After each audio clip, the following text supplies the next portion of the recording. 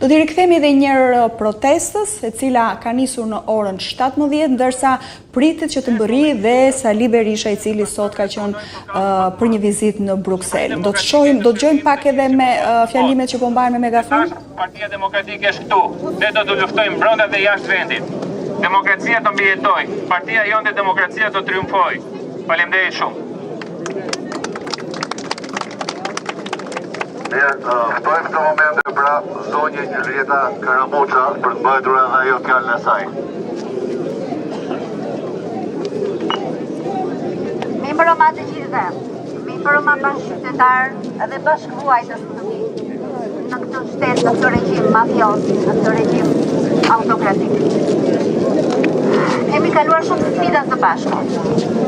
Jemi përballur edhe atyre forca jo politike vjen në diskutim.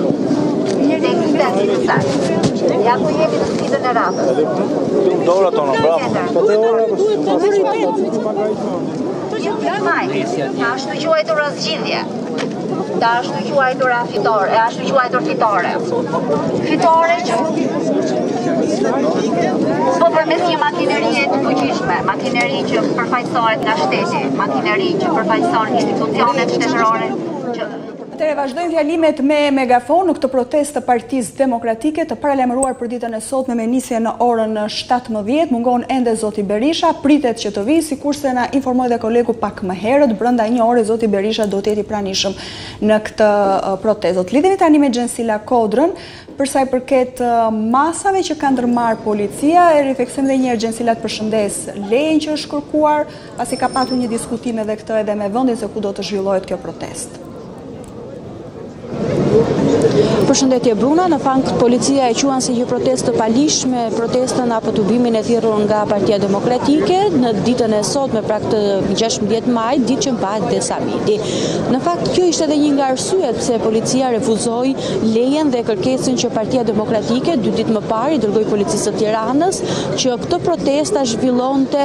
Në fakt fillimisht nuk është dhënë një, pak sipas burimeve të policisë nga organizatorët e Partisë Demokratike, nuk është dhënë një vend fiks për sa i përket protestës e ku do të mbahej pra ditën e sotme, por leja që ishte kërkuar dhe njoftimi që ishte dhënë policisë së shtetit bëhej me dije për 2 orë protest, pra nga ora 17:00 deri në orën 19:00.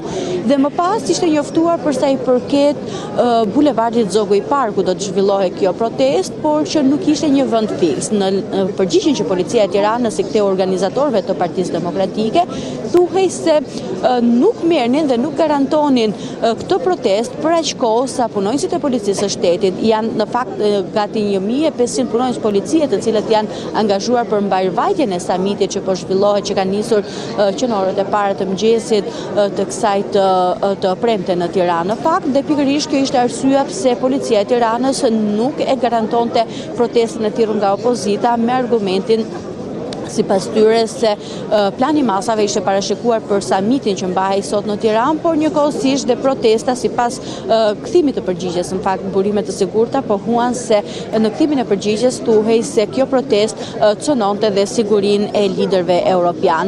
Nëse do të shohim plani masave të policisë është kryesisht thuajse vetëm në pjesën nga Ministria e Drejtësisë, mund të themi, deri në sheshin Skënderbej, gati mund të themi diku te 700 apo 800 metër larg vendit ku mbahet njëkohësisht edhe protesta e organizuar nga Partia Demokratike. Kryesisht plani masave të policisë deri në këto momente po Bruna?